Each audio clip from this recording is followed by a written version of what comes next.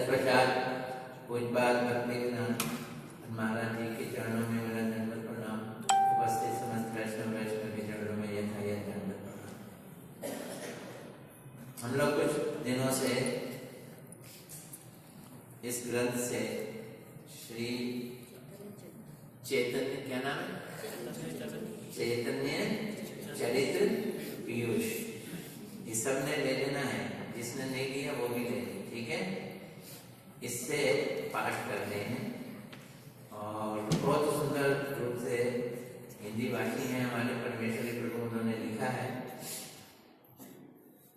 चैतन्य भागवत बहुत मोटा ग्रंथ, चैतन्य चरितामृत तो और मोटा ग्रंथ, उसमें से सारा सार निकाल के। तो कल हमने महाप्रभु जी का जन्मदिन किया और उन्होंने ये बतलाया कि फागुन की पूर्णिमा के दिन महाप्रभु का जन्मदिन हुआ। इसे हम गौर पूर्णिमा भी कहते हैं और जयंती भी कहते हैं। जब साल बनाते हैं ना भगवान के, तो उस साल को जयंती भी कहते हैं। और अंग्रेजी तिथि के हिसाब से उसमें लिखा है 18 फरवरी महाप्रभु जी का जन्म हुआ। सन कौन सा था याद है? 1486, 32 साल हो, 532 साल हो गए। 18 फरवरी और कल 18 फरवरी था, तो हमने अंग्रेजी तिथि के हिसाब से कल महाप्रभु जी का जन्मदिन मनाया। महाप्रभु जी पैदा हुए नीम के पेड़ के नीचे, कुछ महिलाओं ने उनका नाम निमाई रख दिया और उनके नाना जी ने उनकी पत्नी के हिसाब से उनका नाम रखा, ये विश्व का पालन करेगा। क्या नाम रखा? विशंभर रखा। और बड़ा रंग गौरा था, तो कईयों ने नाम क्या रख दिया? गौर रख दिया। ये तीनों ही नाम भगवान के नित्य नाम हैं। ये फैब्रिकेटेड नाम नहीं है। फैब्रिकेटेड समझते, जो बनाए जाते हैं, ये एवरग्रीन इटर्नल नाम है। तो कल मैंने एक प्रश्न पोज किया था, तो बड़ा आसान है। महामंत्र तो बड़ा लंबा हो जाता है, हरे कृष्ण कृष्ण कृष्ण हरे हरे, हरे राम राम राम हरे हरे।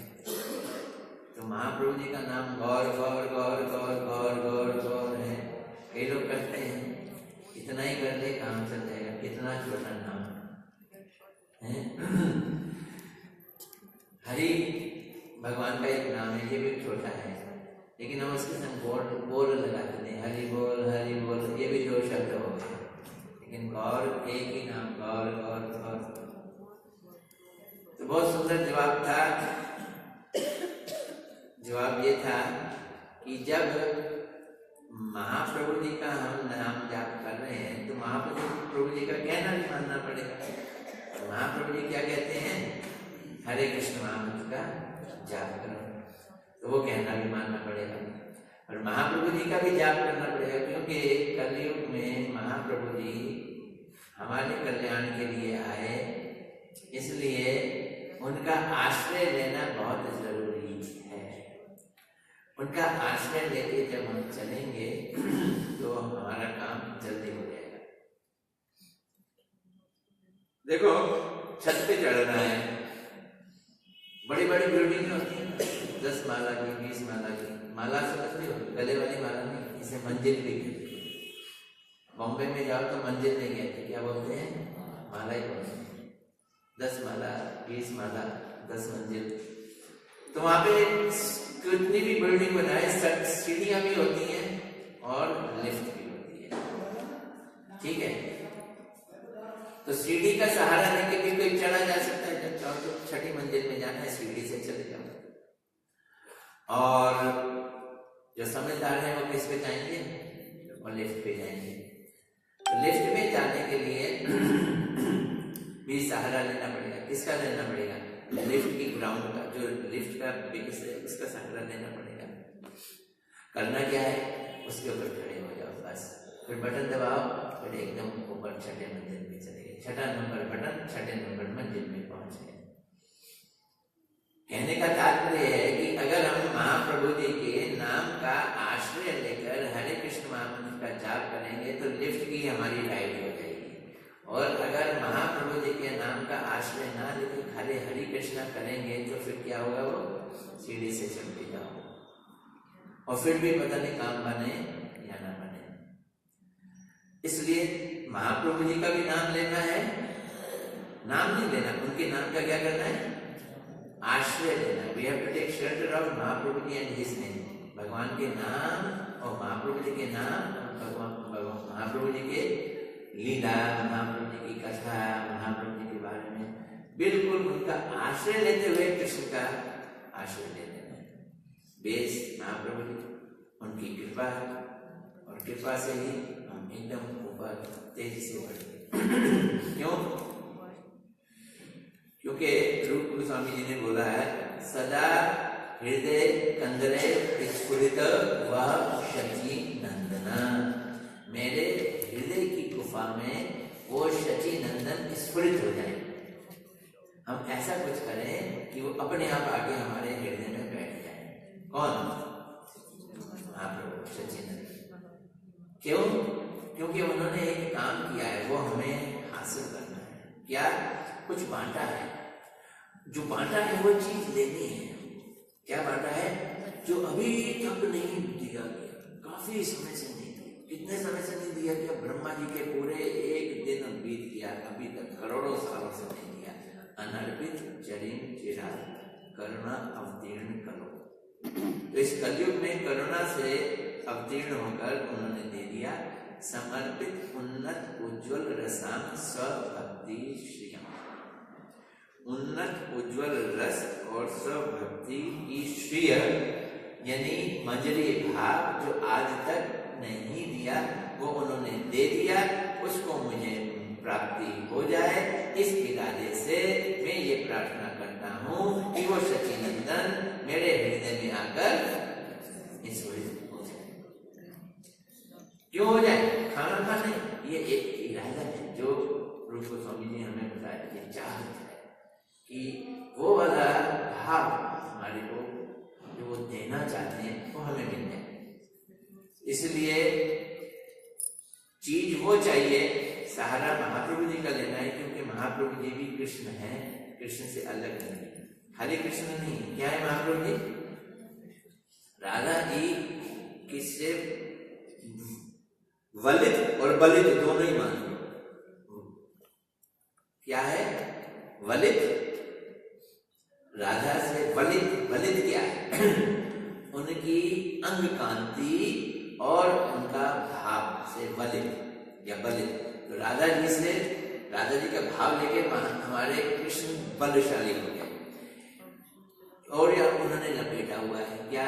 राधा जी के भाव को हृदय में धारण करके उनके कॉम्प्लेक्शन को अपने चारों ओर लपेट के गोरे हो गए। सुवलित शब्द क्या है? खाली वलित नहीं, कैसे वलित? सुवलित, बड़े सुंदर से घिरे हुए राधा जी के भाव से, इसलिए बलशाली हो गए, शक्तिशाली हो गए। अकेले तो वीक पड़े रहे, कृपा करने में भी कमजोरी दिखाते हैं। लेकिन महाप्रभु जी कृष्ण राधा जी के रंग और राधा जी के भाव को ग्रहण करके सुबलित और बलशाली होकर और अधिक कृपालु हो गए। इसलिए हम उनकी लीलाओं का पाठ करें। तो कल हमने और लीला का भी पाठ किया कि किस तरह से वो सांप के ऊपर बैठ गए, किस तरह से एक चोर उनको कंधे पे बैठा के दौड़ के ले गया। वो गया तो अपने घर, दोनों चोर गए तो अपने घर, पर पहुंच गए महाप्रभु के घर। तो भगवान को अगर कंधे पे धारण करके ले जाओगे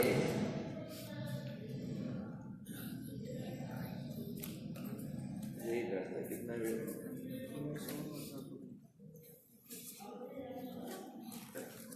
तो भगवान को अपने कंधे पे रख के ले जाओगे तो पहुंचोगे कहां? भगवान भगवान अपने घर ही ले जाएंगे, वो भगवान के घर पहुंचे। अब एक लीला है, बस मैं इसको पढ़ देता हूं और फिर महाराज जी को दे देंगे। महाराज जी हमारे पास आए हैं।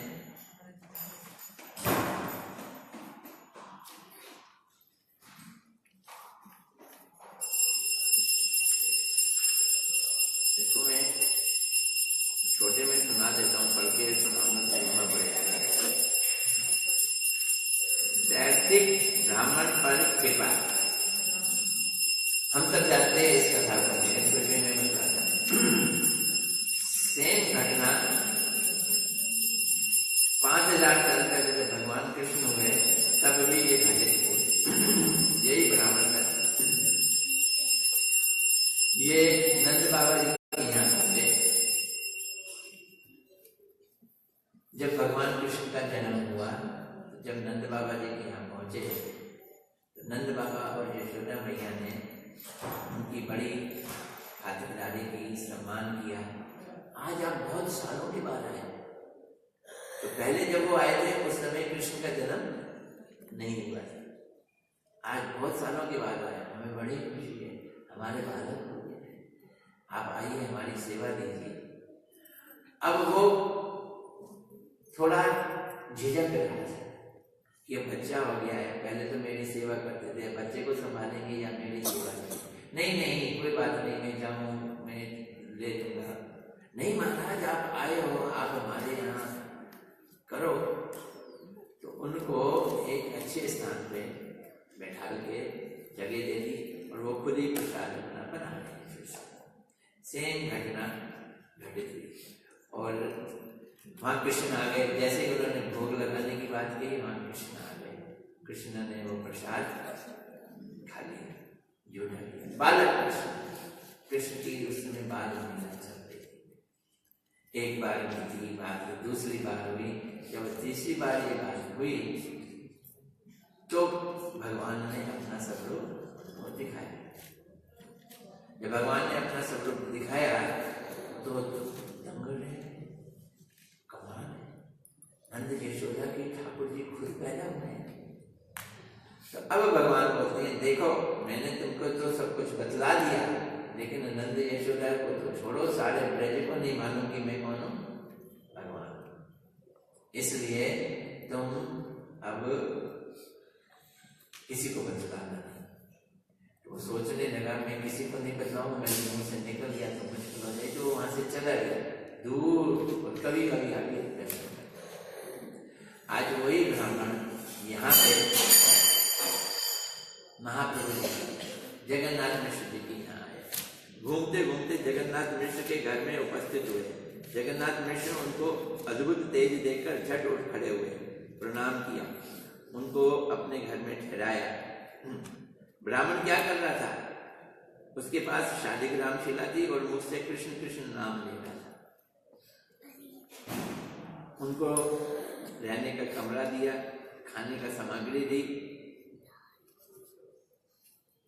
ब्राह्मण बोला मिश्र जैसे आप लोगों की इच्छा हो वैसा कीजिए।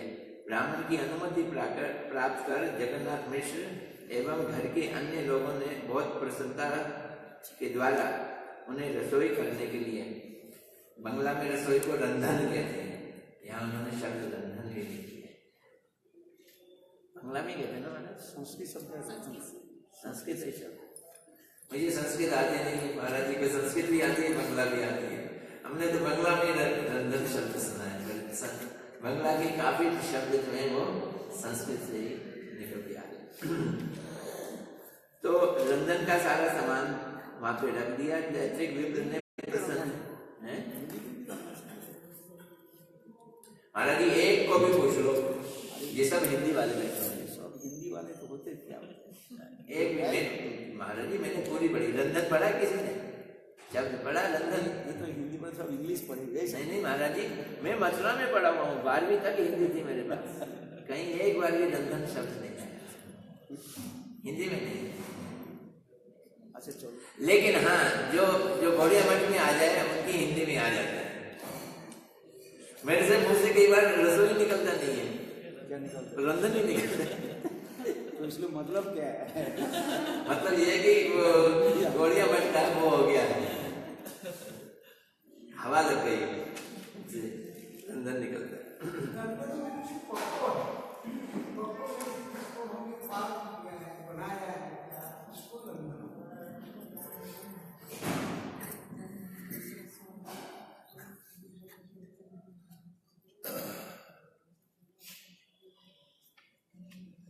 अब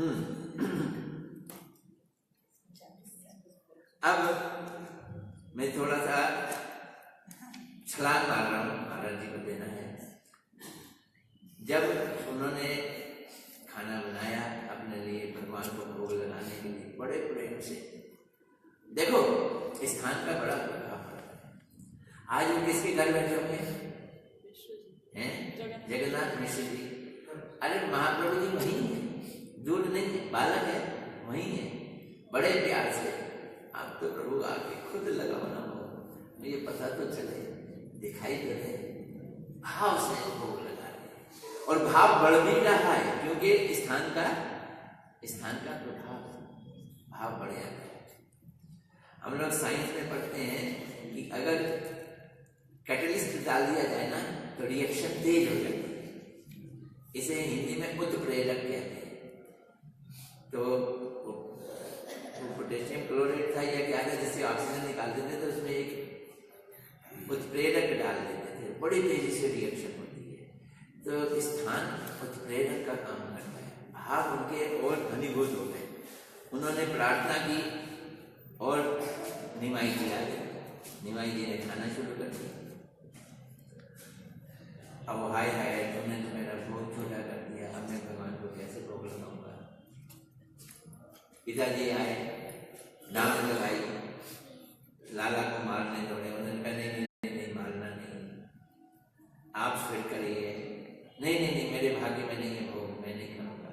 नहीं, मेरे कहने पे करिए। उनके कहने पे करा, फिर भोग लगाया। अब के तो वो ले गई थी, दूर ले गई थी, फिर वो आ गए दूसरी बार आ गए। अब के तो जगन्नाथ मिश्र एकदम पीटने के लिए दौड़े। फिर उन्होंने रोक दिया।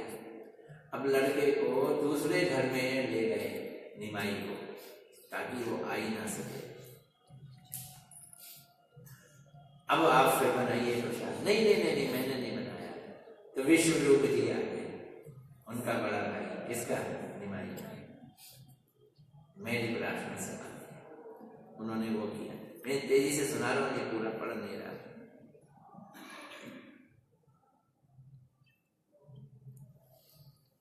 स्त्रियां बोली, अब इसमें लिखा है, अरे निमाई, क्या इस प्रकार ब्राह्मण का अन्न खाया जाता है? अब ले गए दूसरे। तो निमाई हंसते हुए बोले, इसमें मेरा क्या दोष? ब्राह्मण ने स्वयं तो मुझे बुलाया, इसलिए मैं चला गया। स्त्रियां, अरे निमाई, चोरी करता है और ऐसी ऐसी बातें करता है। ब्राह्मण किस कुल का है और कहाँ का है?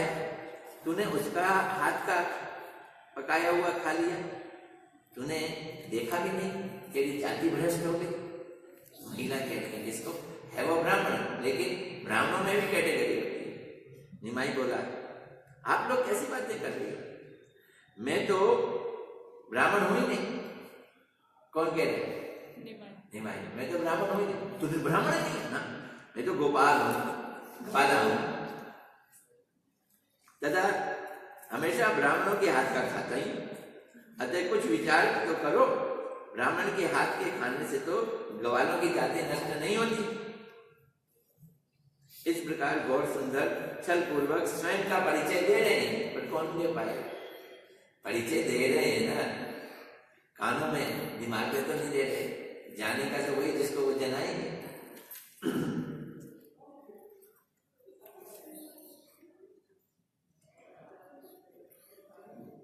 हे जगन्नाथ मिश्र, इस बालक का कोई दोष नहीं, आप व्यर्थ ही उस पर क्रोध कर रहे हैं। वास्तव में आज मेरे भाग्य में भगवान ने अन्न लिखा ही नहीं है। इसका प्रमाण ये है कि मैंने 2 बार रसोई बनाई, परंतु इस बच्चे ने दोनों बारों से झूठा कर दिया। बच्चा झूठा कर रहा है। यह सुनकर जगन्नाथ मिश्र का क्रोध शांत तो हुआ, परंतु दुखी हुए, बहुत लज्जित हुए। सिर नीचे करके विचार कर ही रहे थे, उसी समय उनका बड़ा पुत्र विश्वरूप वहां आ पहुंचे। उस समय उनके शरीर से दिव्य तेज निकल रहा था, समस्त अंगों से लावण्य झलक रहा था, तथा उनके गले में यज्ञोपवीत बहुत ही सुंदर सुशोभित हो रहा था। विश्वरूप के उस अपूर्व दर्शन का, अब ये विश्वरूप कौन है? किसके दर्शन कर रहे हो? हैं? बलराम जी का अंश, उनके दर्शन कर रहे हैं। कुछ क्षण तक तो वो ब्राह्मण एकदम अबाक सा रह गया, उनको निहारता रह गया। उसके बाद ब्राह्मण ने पूछा, ये लड़का कौन है? जगन्नाथ मिश्र ने कहा, ये मेरा बड़ा पुत्र है। यह सुनकर ब्राह्मण विश्वरूप को अपने वक्ष स्थल से लगाकर कहने लगा, वे माता धन्य है, वो पिता धन्य है, जिनको ऐसा गुणवान एवं रूपवान पुत्र मिला। विश्वरूप भी तैत्रिक ब्राह्मण को प्रणाम करके बोला, ओह, आज हमारा भी परम सौभाग्य है कि आप और आप जैसे ब्राह्मण हमारे घर में अतिथि के रूप में आए। वास्तव में आप जैसे महात्माओं का भ्रमण तो खाली कहने की मात्र होता है, वो तो हम जैसों के कल्याण करने के लिए होता है। विषय भोग से आप लोग भ्रमण नहीं करते हैं, आप कल्याण करने के लिए घूमते हो। परंतु विषय भोगों में आसक्त दुर्भोग लोग आप जैसे महात्माओं को भी अपने जैसे भोगी मानकर आप लोगों का अनादर करते हैं। इस प्रकार वो नर्क के द्वार खोल लेते हैं। ब्राह्मण बोला, विश्वरूप, तुम अब दुखी मत हो, तुम्हारे घर में कुछ फल मूल हो। फल मूल का मतलब फ्रूट खाने, पकाना वाला खाना,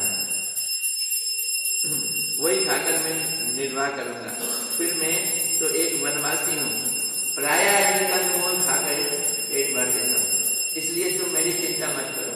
वैसे भी तुम्हारे दर्शन से मैं बहुत प्रसन्न हूँ। तुम्हारा दर्शन कर मुझको करोड़ों करोड़ों का भोजन मिल गया है। अतः जाओ, घर में कुछ फल मूल हो तो ले आओ।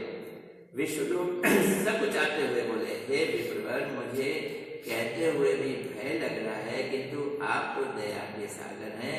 आप जैसे साधुओं का स्वभाव ही है कि दूसरों के दुखों को दूर करना और उन्हें दुखी ना होने देना। इसलिए यदि कृपा करके आप एक बार उन्हें रसोई बनाकर गोपाल को अर्पण कर प्रसाद ग्रहण करें, तो मेरा और मेरे सारे परिवार का दुख दूर हो जाएगा। आप हमारे लिए ये कार्य कीजिए, अपने लिए नहीं, हमारे लिए। आपके भाग्य में है कि नहीं, ये आप जाने।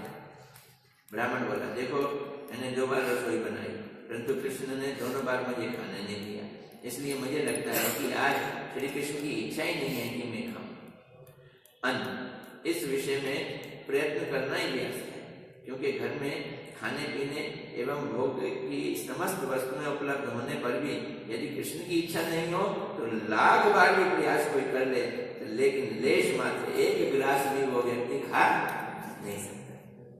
मैं जो कल बतला रहा था सुबह की क्लास में कि हम घड़ी से समय भी नहीं देख सकते। अगर हमें समय देखना भाग्य में है कि नहीं, तो मैं बता रहा था घड़ी मेरी खराब हो गई, मैं टाइम नहीं देख पा रहा। कितने बजे सोना है ये भी हमारे भाग्य में। हम सोचते हैं कि आज 9 बजे सो जाएंगे, सुबह जल्दी उठेंगे, तो उसी दिन 9 बजे से या 11 बजे तक सोने को मिलता।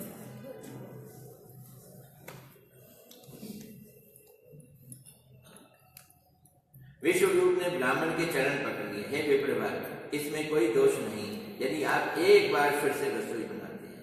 विश्वरूप के ऐसे नम्र व्यवहार से मोहित होकर उन्होंने फिर से रसोई। अब रसोई बन गई, अब क्या हुआ? अब क्या हुआ? अब देखो क्या हुआ। मैं थोड़ा सा भगा रहा हूं ना महाराज।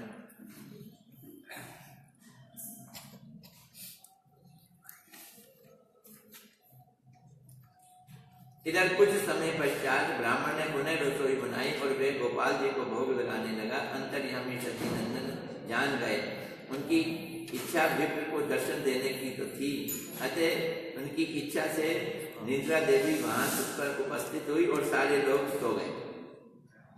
और निमाई पुनः उस विप्र के सामने आ गए जहाँ पर गोपाल जी को भोग निवेदन किया जा रहा था। जैसे ही विप्र की दृष्टि निमाई पर पड़ी, वे घबराकर चिल्लाने लगा, हाय हाय, ये चंचल बालक फिर आ गया। इस बार वो भोग लगाते समय आधी आंख खोली हुई थी, आधी मीची हुई थी, देख रहे थे कि फिर ना जाए, वाकई आ गया। परंतु वहां तो सभी लोग भगवान की इच्छा से जम के सो रहे थे। वो कितना भी चिल्लाए, कोई सुनने वाला नहीं था। उस प्रकार चिल्लाते हुए प्रभु गौर सुंदर बोले, हे विप्र, तुम बड़े भोले हो, पहले तो मुझे मेरा मंत्र जप करके आह्वान करते हो, जिस कारण मैं तुम्हारे निकट आकर तुम्हारे द्वारा प्रेम पूर्वक अर्पण किए गए भोग को ग्रहण किया करता हूँ, परंतु जब मैं भोग ग्रहण करने लगता हूँ तुम हाय हाय करने लगते। इसका कारण यह है कि तुम मुझे पहचान ही नहीं पा रहे। कैसे मेरे भक्त हो? तुम्हारे हृदय में सदा सर्वदा मेरे दर्शन की अभिलाषा रहती है। तुम्हारी ऐसी उत्कंठा को देख कर ही तो मैंने तुम्हें दर्शन दिया। अजय तुम मेरे स्वरूप का ही चलो दर्शन करो। अब बोलते हैं अच्छा पूरा दर्शन। उसी क्षण उस विप्र को भगवान ने अपने अष्टभुजा रूप का दर्शन कराया। 4 भुजाएं नहीं दिखाई, विष्णु भी नहीं बने। कितनी भुजाएं दिखाई? 8 भुजाएं। अष्टभुजा के रूप का दर्शन किया। उन्होंने 4 हाथ में शंख चक्र गदा एवं पद्म धारण कर रखे थे और उनके एक हाथ में माखन था और दूसरे हाथ में से वो खा रहे थे। तो 2 एक्स्ट्रा हो गए। कितने हो गए? 6। एक हाथ से माखन पकड़ा हुआ था और एक हाथ से माखन खा रहे थे। इसके अतिरिक्त 2 हाथों में मुरली बजा रहे थे। राम वाले हाथ नहीं थे। कौन से थे? वो भी कृष्ण के थे। 2 हाथों से मुरली बजा रहे थे, 2 हाथों से मक्खन खा रहे थे और 4 हाथ किसके? और नारायण के 4 हाथ। उनके वक्ष स्थल पर कौस्तुभ मणि झिलमिला रही थी। समस्त अंगों में रत्न जड़ित अलंकार एवं सिर पर मोर पंख सुशोभित हो रहा था। उनके गले में वैजंती माल और कानों में मकराकृत कुंडल और श्री चरण कमलों में रत्न जड़ित नुपुर सुशोभित हो रहे थे। अगले ही क्षण विप्र ने देखा कि वे एक कदम्ब वृक्ष के नीचे खड़े होकर मधुर वंशी बजा रहे हैं तथा चारों ओर से गोप गोपियां तथा गाय उन्हें घेर कर खड़ी हुई हैं और सब के सब अपलक नेत्रों से उन्हें प्रेम पूर्वक निहार रहे। ये सेकंड सीन। उसके अतिरिक्त वे विप्र जैसे ध्यान करता वैसे ही साक्षात दर्शन करने लगा। भगवान के ऐसे अपूर्व ऐश्वर्य का दर्शन कर वे सौभाग्यशाली विप्र आनंद से मूर्छित होकर भूमि पर गिर पड़ा। करुणा के सागर गौर सुंदर ने जब अपने कोमल श्रीहस्त कमल उनके विप्र के ऊपर लगाए तो उनकी मूर्छा दूर हो गई, परंतु आनंद से जड़वत हो जाने के कारण उसके मुख से शब्द ही नहीं निकल रहे। उसके शरीर में अष्ट सात्विक भाव प्रकट होने लगे। आनंद से उसका शरीर कांपने लगा, शरीर में पसीने बहने लगे, आंखों से गंगा यमुना की धारा प्रवाहित होने लगे और अगले ही क्षण वे तो भाग्यवान विप्र प्रभु के चरण कमलों में लिपटकर जोर जोर से रोने लगा। उसकी ऐसी व्याकुलता देखकर प्रभु गौर सुंदर हंसते हंसते बोले, हे विप्र तुम मेरे अनेक जन्मों के दास हो। ये बोल रहे हैं तुम भूल गए, द्वापर युग में भी मैंने तुम्हें नंद गृह में इसी प्रकार से दर्शन दिया था, परंतु तुम्हें उसकी स्मृति नहीं है। जब मैं गोकुल में नंद गृह में अवतरित हुआ था तो उस समय भी सौभाग्यवश भ्रमण करते करते तुम नंद महाराज जी के घर में उपस्थित हुए थे तथा तुमने इसी प्रकार से रसोई बनाकर मुझे भोग अर्पण किया था और मैंने इसी प्रकार तुम्हें दर्शन दिया था।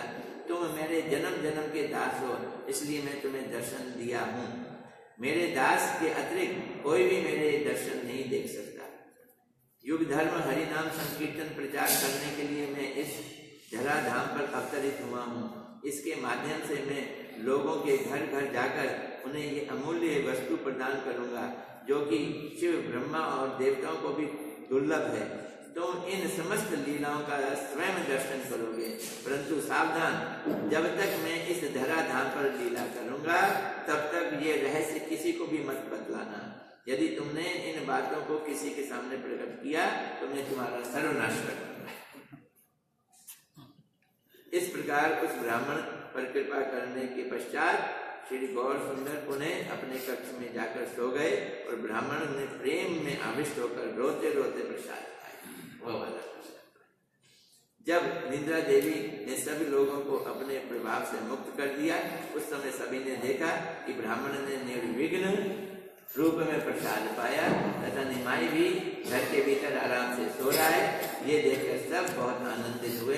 ब्राह्मण की बड़ी इच्छा हो रही थी कि वे उन लोगों को बतलाए कि ये निमाई कौन है, लेकिन निमाई ने उनके मुख को बंद कर रखा था। अतः वे उन्हें अपना बालक समझकर शासन मत करना ये वो बतलाना चाहते थे। उनकी सेवा करना ये बतलाना चाहते थे, परंतु प्रभु की आज्ञा का उल्लंघन नहीं किया जाता। इस भय से ब्राह्मण चुप रहे। अब वहां से विदा होकर कहीं अन्यत्र ना जाकर वे गुप्त रूप से नवद्वीप में ही वास करने लगे। कभी कभी प्रभु के दर्शन के लिए मधुकरी के बहाने जगन्नाथ मिश्र के घर आ जाते। इस प्रकार ये आनंद पूर्वक भगवान की लीलाओं का दर्शन करते। गौर प्रेमानंद हरे कृष्णा।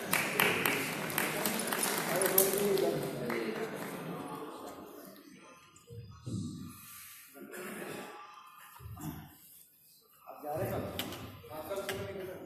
हैं? अच्छा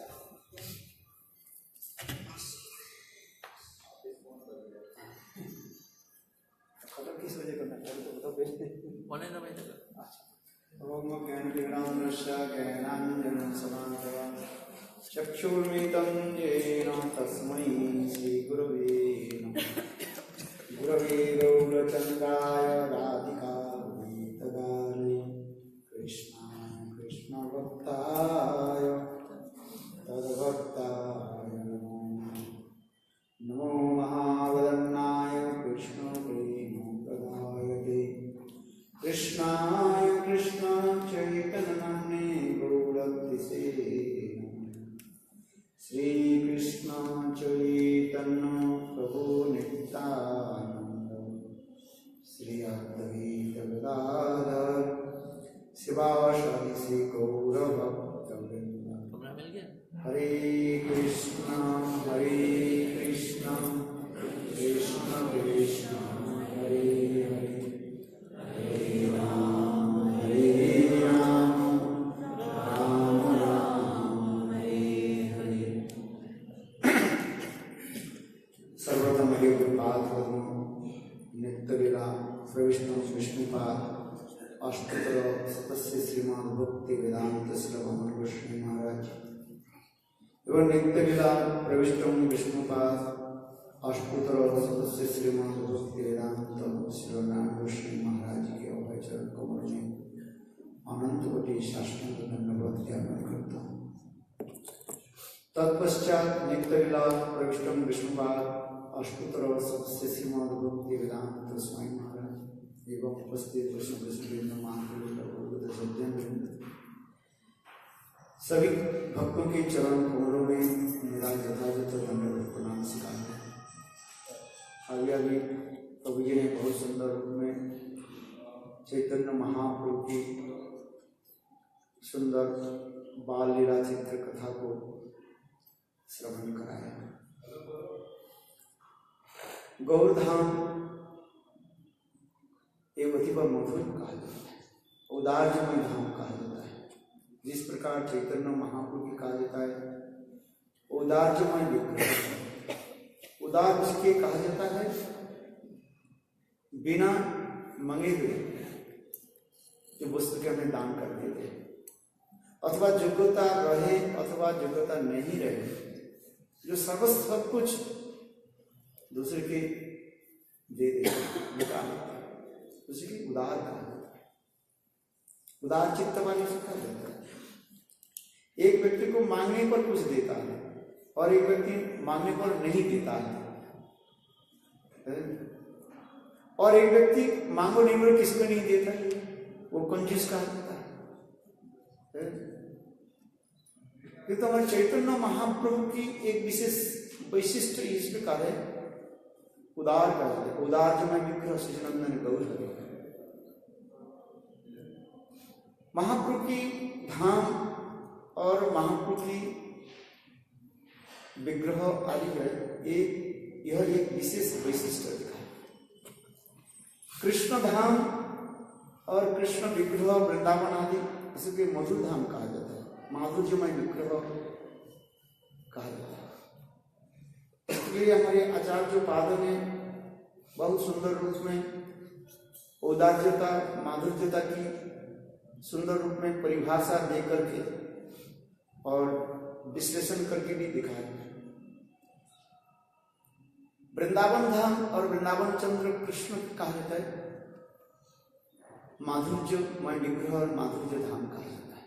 अति सुंदर मधुर जिसमें और गौर सुंदर गौर धाम उनकी कहा जाता है उदार जगह। इसलिए हमारे आचार्य पाद कहते हैं ये गौर सुंदर की अपार महिमा ये वर्णन करना कोई संभव नहीं। करुणामय गुरु चैतन्य महाप्रभु जारे जाके तारे देन प्रेम बिलाइए। चैतन्य महाप्रभु जिसको देखा बस उसके प्रेम धन दे देते।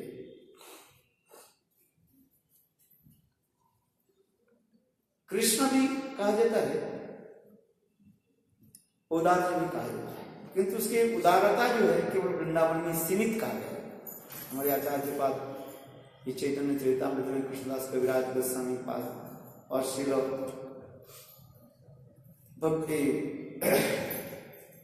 भक्ति सिद्धांत सरस्वती प्रभुपाद अपने टीका में लिखते हैं और श्रील रूप गोस्वामी पाद लघु भागवतामृत ग्रंथ में वर्णन करते हैं। ये कृष्ण भी उदारता का दिखाया, किंतु वो उदारता जो है वृंदावन में सीमित है। किंतु हमारे चैतन्य महाप्रभु वह कृष्ण गौर सुंदर के रूप में प्रकट होकर के सर्वत्र वृंदावन और वृंदावन के बाहर सर्वत्र जो है वो प्रेम धन को वितरित करते हैं। ना अवतारे योग्यता अयोग्यता ना विवाची जारे थे तारे कृष्ण प्रेम पिता दिया। इस अवतार में गौर अवतार में उन्होंने योग्यता अयोग्यता को नहीं देखा, जो सामने आ गया उनको दे दिया। इवन यहां तक भी वर्णन करते हैं जो महाप्रभु के प्रेम धन लेना नहीं चाहते, महाप्रभु उनके पीछे पीछे दौड़े और उनको भी दे दिए। और भी क्या कि महाप्रभु ने के नाम प्रेम माला गाती और आई लो जगत में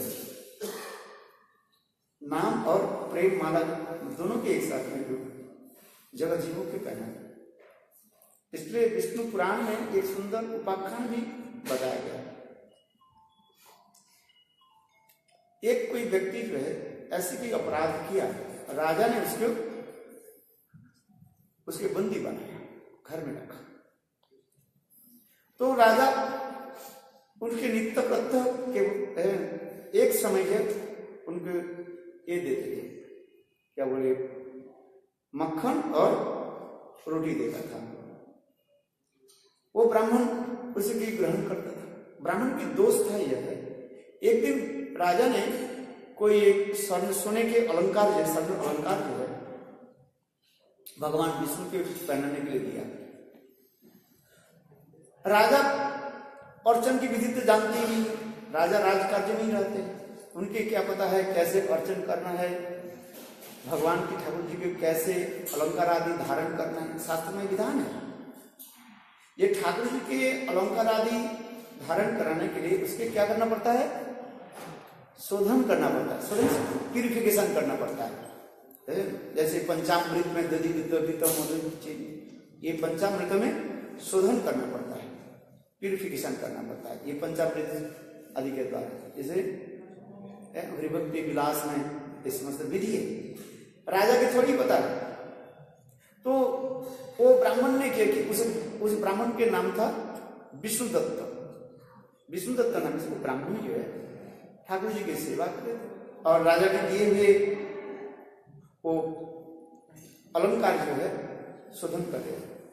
राजा आकर के बोले ये क्या कर रहे हो? और विष्णुदत्त ब्राह्मण ने कहा मैं इनके शोधन कर रहा हूं, शुद्धिकरण नहीं कर रहा। तो शुद्धिकरण नाम सुन करके राजा के मन में गुस्सा आ गया। अरे कि ये गोल्ड जो है, सोना जो है, क्या प्योर नहीं है? भाई देखो, राजा क्या जानते हैं किसको शोधन कहते हैं, किसको क्या कहते हैं? उन्होंने कहा ये मैं इस अलंकार को मैं क्या कर रहा हूं, शोधन कर रहा हूं, प्यूरिफिकेशन कर रहा हूं।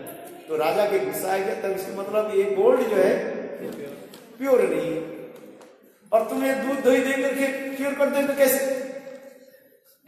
भाई ब्राह्मण ने समझाया राजा को, देखो ये शास्त्र की विधि है, कोई अलंकार ठाकुर जी के पहनाना है तो उसके प्यूरिफिकेशन करना पड़ता है। शोधन करना पड़ता है। राजा तो मूर्ख है, उनके थोड़ी अड़चन विधि में थोड़े, उसको तो राज कार्य में अधिकार है भाई, जिसको जिस अधिकार में है उसके अधिकार में रहना चाहिए। जिस शिष्य अधिकार जानिष्ठा 7 गुणों परिकीर्तिता, श्रीमद् भागवत में सुखदेव गोस्वामी पाद कहते हैं जो जिसमें अधिकारी है उस अधिकार में रहना चाहिए। राजा के अधिकार राज कार्य परिचालन करना, क्षत्रिय है क्षत्रिय क्षत्रिय धर्म में रहे, ब्राह्मण ब्राह्मण धर्म में रहे। ब्राह्मण के कार्य है वेद पाठ करना, पूजा करना, ठाकुर जी के कैसे विधिवत करना, किंतु क्षत्रिय होकर के यदि ब्राह्मण के कार्य में वो हाथ लगा उसके समझ में नहीं आए, वो उल्टी सीधी हो जाए। उग्र स्वभाव ब्राह्मण को राजा, तो राजा ने किया कि गुस्से से ब्राह्मण को बंदी बना दिया, बंदी बना दिया और हर रोज थोड़ा सा क्या बोलते मक्खन और रोटी देता। ब्राह्मण एक दिन ने किया कि वो रोटी को नहीं खा, ब्राह्मण रोटी और मक्खन को जो रख दिया, रख करके सो। और इतने समय कोई एक भिखारी जो है उस जंगल से जो है विंडो से जो है रोटी को ले और लेकर के भागने लगे। वो नाम था, वो ब्राह्मण के क्या नाम है? विष्णुदत्त ब्राह्मण। विष्णुदत्त ने किया कि दरवाजा खोल करके वो भिखारी के पीछे दौड़ने लगे और भिखारी को दौड़ने लगे, उसके पीछे दौड़ने। भिखारी कहने लगे देखो आज 3 दिन से मैं भूखा हूं, मुझे आज कुछ नहीं मिला, इसलिए तुम्हारे ये रोटी को मैं चोरी किया, मुझे मारो मत, तुम चाहे तो रोटी के ले लो, मारो। विष्णुदत्त ब्राह्मण करने लगे नहीं नहीं तुमको मारूंगा नहीं, तुम तो रोटी ले लिया, अच्छी बात है, ये मक्खन तो नहीं लिया, इसलिए रोटी भी ले जाओ और मक्खन भी ले जाओ। देखो कैसे उदार ब्राह्मण है, रोटी भी दे दिया उनको, मक्खन भी दे दिया। हमारे गौर सुंदर की लीला में ऐसी भी नाम तो सब जगत में प्रदान कर रहे हैं। महाप्रभु के पहले ही ये महामंत्र जो कलियुग की महामंत्र हरे कृष्णा कृष्ण कृष्ण हरे हरे, हरे राम राम राम हरे हरे, ये कलियुग के महामंत्र है। हर युगों की अलग अलग महामंत्र है, सप्तयुग की महामंत्र, त्रेता युग की महामंत्र, द्वापर युग की महामंत्र और कलियुग की महामंत्र। एक महामंत्र नहीं, कलियुग की महामंत्र क्या है? हरे कृष्ण कृष्ण कृष्ण हरे हरे, हरे राम राम राम हरे हरे। तो महाप्रभु ने जगत जीवन के जो नाम जो प्रदान किया, एक्चुअल वास्तव रूप में ये महाप्रभु के कार्य नहीं है, कृष्ण के कार्य नहीं है, ये तो युग अवतार के कार्य है। हर युग में युग अवतार आते हैं, वो युग अवतार के कार्य है। धर्म स्थापन करना, असुरों की वध करना और नाम प्रदान करना, ये युग अवतार के कार्य होता है। किंतु चैतन्य महाप्रभु स्वयं कृष्ण है, उनके कार्य नहीं है। हमारे चैतन्य चरितामृत में कृष्णदास कविराज गोस्वामी वर्णन करें, ये कृष्ण के कार्य नहीं, कृष्ण के कार्य तो दूसरी है, वो तो प्रेम रस आस्वादन करते हैं। नित्य गुरु वृंदावन धाम में राधा आदि गोपियों के साथ प्रेम विलास आदि करते रहते हैं, वो ब्रज विलास ही है, ब्रज विलास आदि में मत रहते हैं। किंतु विशेष कारण से वही कृष्ण अभी कलियुग में जो गौरांग रूप में आए, आप लोगों ने श्रवण किया, ये स्वयं राधा जी की, स्वयं कृष्ण राधा के भाव और कांति के लेकर के गौरांग रूप में प्रकट हुए। गौरांग रूप में प्रकट हो जब वही कृष्ण और उसी समय युग अवतार के भी सम्मिलन हो गया, तो कृष्ण के अंदर में आज कौन आ गया?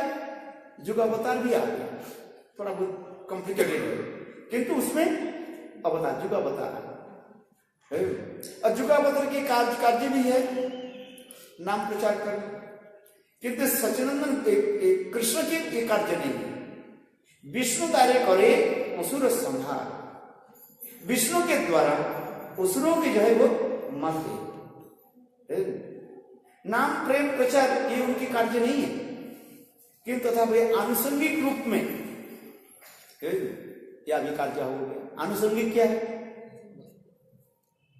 जो हमारे उद्देश्य नहीं था वो केवल विशेष कार्य से बन जाता है। जैसा हम रसोई बनाते हैं ठंडी के समय, तो रसोई घर जो है, रंधनशाला जो है, रसोई घर जो है वो क्या हो गया?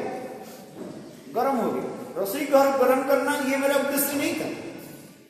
मैं जो क्या बोले ओवन जो जलाया,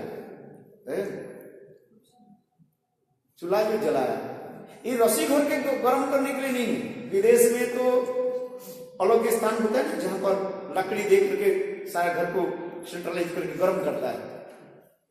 हमारे इंडिया में ये सिस्टम नहीं है। इंडिया में इतनी ठंडी भी नहीं पड़ती, 2 महीने ठंडी पड़ता है फिर चले जाते हैं। ठंडी कहाँ पड़ी? दिसंबर हो गया, जनवरी पड़ता है, फिर फरवरी में गर्मी शुरू हो गई।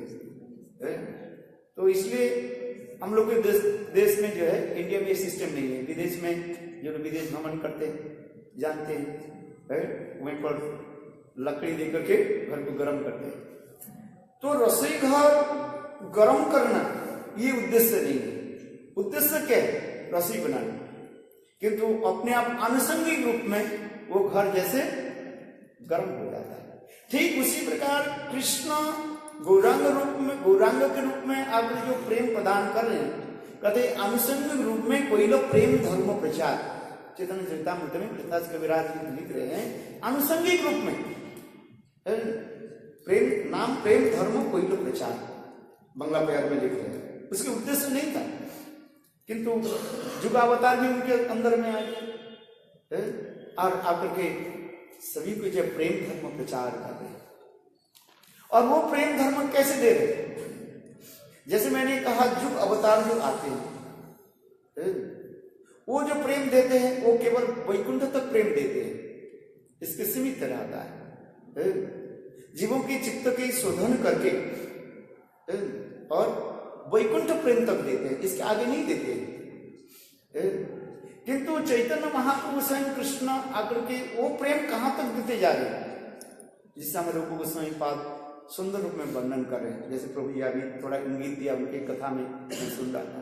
अनर्पित चरिंग चिराग करुणे अवतीर्ण कलो समर्पित उन्नत उज्ज्वल संसवत्तिष्यम परिहि पुत्र सुंदर दुति कदम संदीप्त सदा हृदय कंदरे स्फुरतु सचिनंदन। हमारे रूप गोस्वामी पाद बहुत सुंदर रूप में इस श्लोक की जो है कक्षा के वर्णन किया है। जो सचिनंदन गौर हरि हम लोग के हृदय में साक्षात में प्रकटित हो, वह शब्द संस्कृत में कहते हैं मेरे नहीं, कहते सभी के हृदय में वो प्रकटित हो। सचिनंदन गौर हरि वह शब्द संस्कृत में होता है आप लोग के सभी के हृदय में, जो मानो आशीर्वाद देते जा रहे हैं। ये ऐसे सचिनंदन गौर हरि परम दयालु परम उदारवान उदार चित्त जो है, ऐसे सचिनंदन गौर हरि सबके हृदय में प्रकटित हो। क्या क्यों? अनर्पित चरिंग चिराग नर्पितम अनर्पितम, सब युग में नहीं आते, ये केवल ब्रह्मा की एक दिन में, वो भी सप्त त्रेता द्वापर की अंत में और कलियुग की प्रारंभ में, तब वही कृष्ण गौरांग के रूप में आकर के ऐसे सुंदर देवगुच्छ देवताओं भी दुर्लभ प्रेम सबको प्रदान करते हैं। बोले कैसे प्रेम प्रदान करते हैं? नाम और माला, नाम प्रेम माला नदी पराई लगे, ये नाम के साथ प्रेम संयुक्त कर देते हैं। बोले नाम तो सब कुछ देते हैं, किंतु वह प्रेम जो संपर्क सीमित था। कौन सा प्रेम सीमित था? वैकुंठ तक सीमित था, सीमित लिमिट था। किंतु हमारे चैतन्य महाप्रभु उस प्रेम को आगे बढ़ाए, वो प्रेम को कहां तक पहुंचा दिया? वैकुंठ से अयोध्या, अयोध्या से द्वारका, द्वारका से मथुरा, मथुरा से वृंदावन तक प्रेम को उन्होंने जगत जीवों को दे दिया। इसलिए कहता है ब्रह्मांड दुर्लभ प्रेम सभा कार्य जाचे। ब्रह्मादि बड़े बड़े देवताओं की जो दुर्लभ प्रेम, आज चैतन्य महाप्रभु गौर सुंदर इतने उदार अधिकार नहीं देखे। ओरनी, ज्ञानी, जोगी, मायावादी 6 प्रकार के लोग तो भक्तियां लेना नहीं चाहते थे। ये 6 व्यक्ति धैया पलाईला मंगला पैर में करे। 6 प्रकार के व्यक्ति चैतन्य महाप्रभु के प्रेम लेना नहीं चाहते। पड़ुआ, पाषंडी, अद्वैतवादी, मायावादी, कुतार्किक, एक भाग रहे, बोले नहीं नहीं लेंगे, क्योंकि हमारे सचिनंदन गौरहरि कहते नहीं, मैं बहुत दूर से लेकर के, कहाँ गोलोक वृंदावन से टोकरी भर करके मैं लाया हूं। मैं जानता हूं यहाँ पर कोई अधिकारी नहीं है, किंतु तथापि मैं इसको दे करके जाऊंगा, इसको लौट करके नहीं ले जाऊंगा, मैं दे करके जाऊंगा। जहां जहां पर चैतन्य महाप्रभु गए सर्वत्र उन्होंने प्रेम प्रदान किया। महाप्रभु जब दक्षिण देश में एक वृंदावन के ओर चलने लगे, झारखंड के पथ में, बिहार में, बिहार जंगल, और महाप्रभु और चलने लगे। और महाप्रभु के साथ में 2 व्यक्ति थे। एक था रसोईया ब्राह्मण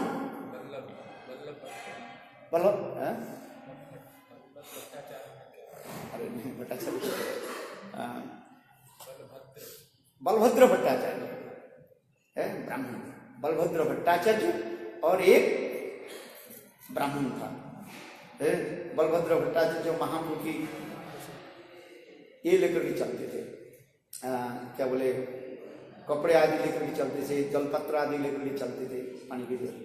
और एक रसोईया ब्राह्मण था, ये दोनों चले। और वे झारखंड के पथ में जब चले, जिसके आज झारखंड का दिन बिहार में परम तो राज्य बन गया, वहीं पर जब चलने लगे, इतने बिहार जंगल जहां पर शेर, भालू आदि अनेक जंगली रहने।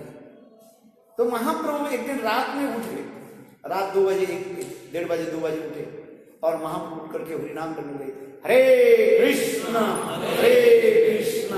कृष्ण कृष्ण हरे हरे, हरे राम राम राम हरे। नाम संकीर्तन करते हुए महाप्रभु चल पड़े। एक शेर जो है उस जंगल में छोटी सी जो रास्ता पगडंडी जो कहा जाता, सोए हुए थे। महाप्रभु तो भाव में केवल के नाम संकीर्तन कर रहे थे, और महाप्रभु के चरण कमल लग गए शरीर पर, और साथ ही साथ शेर जग गए और ऐसे उठे, हुंकार करके उठे। बलभद्र भट्टाचार्य जब ब्राह्मण तेरे गए हो गया है, इतने डर गए।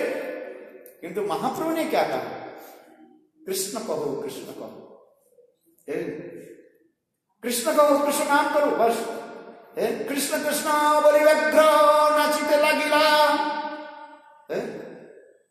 देखो आज तक ऐसे किसी ने नहीं सुना, न किसी ने नहीं देखा।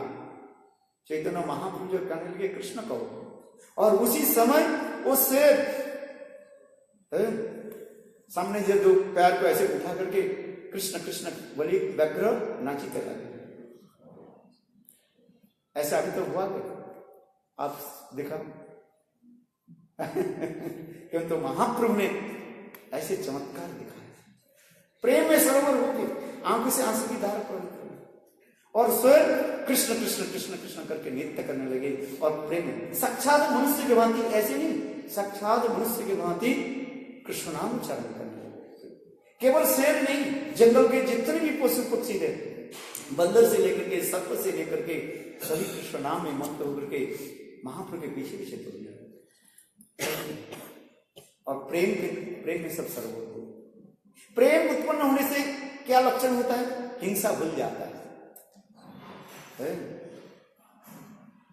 और उस समय और वो शेर और हिरण एक दूसरे के चाटने लगे, शरीर को चाटने लगे। बड़े प्रेम की यही दशा होता है, शत्रु मित्र तो भाव नहीं रहता है, सभी लोग कृष्ण कृष्ण कृष्ण करके। इसलिए चैतन्य महाप्रभु की एक उदारता है, सबके हृदय में। पशु पक्षी तो जब पेड़ दिया, मनुष्य तो दे ही दिए, किसी के रखा नहीं महाप्रभु, सबके हृदय में एक प्रेम संचार किया। इसलिए हमारे नरोत्तम दास ठाकुर दैन्य करके एक लिखते हैं, तब ना हमारे कहना नाम ही लग जाना, जहार दूरदर्शने ऐसे कृष्ण प्रेम। बोले जिनकी दूर से कोई एक बार महाप्रभु के दर्शन कर लिया, उनके हृदय में प्रेम संचार। महाप्रभु दक्षिण देश में चलने लगे और महाप्रभु के दर्शन करके ही सभी के हृदय में प्रेम संचार, सब उत्तम भागवत बन गए। चैतन्य चरितामृत में लिखा है, केवल दर्शन करके। हम तो सोचते हैं उत्तम भागवत कहां मिले ढूंढे, बोले देखो महाप्रभु के दर्शन मात्र से ही सब उत्तम भागवत, और वही उत्तम भागवत के जिसने दर्शन किया वो भी उत्तम भागवत बन गया। चैतन्य चरितामृत वर्णन कर रहे हैं। बोले कैसे आपको पता चला उत्तम भागवत? जैसे हमारे चैतन्य चरितामृत में वर्णन कर रहे हैं, जैसे परस पत्थर है, आपको पता ही नहीं, परस पत्थर देखने में बिल्कुल लोहे के भांति होते हैं। अच्छा भी माने कदर जो कदर समझ लो, माने अच्छा माने क्या बोलते हैं, नॉट शाइनिंग होता है ना, अरे लोहे के भांति जैसे ओबड़ खबड़ जैसे दिखाई देते हैं। किंतु वो परस पत्थर को कैसे समझे? यदि लोहा के स्पर्श कर दे तो सोने बन जाता है, तब तो हम समझेंगे। इसके उत्तम भागवत उसी की कहा जाता है जिन्होंने हमारे जीवन की परिवर्तन कर दे, जिन्होंने मेरे जीवन की एक सुंदर मार्ग में लेकर के चले, भगवत प्रेम में सरोवर करा दे, तो भी तो उसको उत्तम भागवत कहेंगे। चैतन्य चरितामृत में लिखा है, मैं नहीं करूं, I am not giving my own interpretation. Chaitanya Charitamrita में कह रहे हैं भाई कैसे समझोगे उत्तम भागवत और कैसे जानोगे ये परस पत्थर है? बोले कहीं यदि ऐसे मिल जाए परस पत्थर, जैसे लोहे में परस कर दिया जाए, जैसे सोना बन जाता है। अर्थात जिनकी संस्पर्श से मेरे जीवन धारा परिवर्तित हो जाए, उसी की कहा जाता है भागवत कहा जाता है। तो महाप्रभु की ऐसी देन है, ये महाप्रभु सबके प्रेम दान करके और सबके जो है ऐसे उन्नत उज्जवल रस में डुबाया। जिसे कहते हैं पुनर्पित चरिम चिराग करुणे अवतीर्ण करो, इस कलयुग में चैतन्य महाप्रभु उदारमय विग्रह साक्षात प्रकट होकर के सबको प्रेम प्रदान कर रहे हैं। कितने करुणामय, जैसे हमारे भक्तिवेदांत स्वामी महाराज जी गुरुदेव, हम लोग के जितने भी गुरु परंपरा हम देखते हैं, आज हम विश्व में जाते हैं, प्रभु जी जाते हैं, आज जितने भी लोग जाते हैं सब स्वामी महाराज जी जानते हैं। प्रभुपाद कहो ना, ये भक्ति सिद्धांत तो प्रभुपाद को नहीं जानते, प्रभुपाद कहने से सब लोग स्वामी महाराज भक्तिवेदांत स्वामी महाराज के निर्देश, क्योंकि सारा विश्व के उन्होंने यही कृष्ण प्रेम के द्वारा नचाया, नृत्य गाया। तो ये समस्त महाभागवत के सान्निध्य व उनकी कथा, उनकी धारा में जो आए, और तब हम उसको समझ पाए ये वास्तव क्या है। हम तो महाप्रभु के देखे नहीं है, ये जो श्लोक जो हम पढ़ रहे हैं अनर्पित चरिम चिराग है क्या चीज और कैसे प्रेम प्रदान किया, किंतु आज उसके दृष्टांत है। जैसे इसलिए गुरुदेव चरणानुष्ठान जहां जहां विदेश में गए, उनकी चरण रज जहां जहां पर पड़े, और देखो सारे भक्त लोग कैसे मधुमक्खी के भांति कैसे उनकी चरण कमल की मकरंद पे आशा लगा कि ये गुरु परंपरा की ये अत्यावधि वह लीला चलती आ रही है, वो धाराएं जो चलती जा रही है। इसलिए हमारे भक्ति विनोद ठाकुर की और इसे कीर्तन में लिखे, कीर्तन में लिखा है ये प्रेम की धारा अनंत काल तक चलते है, धारा सुख नहीं जाती। इसलिए महाप्रभु जी प्रेम और अवदान ये विशेष रूप से चलते जा रहे हैं। इसलिए हम लोग जो जा रहे हैं, भक्त लोग जो जा रहे हैं नवद्वीप धाम, किस लिए? गौरसुंदर की वह कृपा प्राप्ति करने के लिए, गौरसुंदर की महिमा, गौरसुंदर की कीर्तन, यही हमारी जीवन की एक सार है। इसलिए गौर सुंदर के चरण में हम लोग बार बार प्रणाम करते हैं, गौर लीला को स्मरण करते हैं, गौर कथा को स्मरण करते हैं, गौर जन के हम स्मरण करते हैं, वो हमें प्रेम प्राप्ति है। पंचाग्रह के पास काल जी जा रहे हैं, फिर जब आप आएंगे ये मैं जब आऊंगा ये कंटिन्यू रहेगी इसका ये धारा चलती जाएगी। पिछले साल ये परमेश्वर चैतन्य भागवत की संक्षेप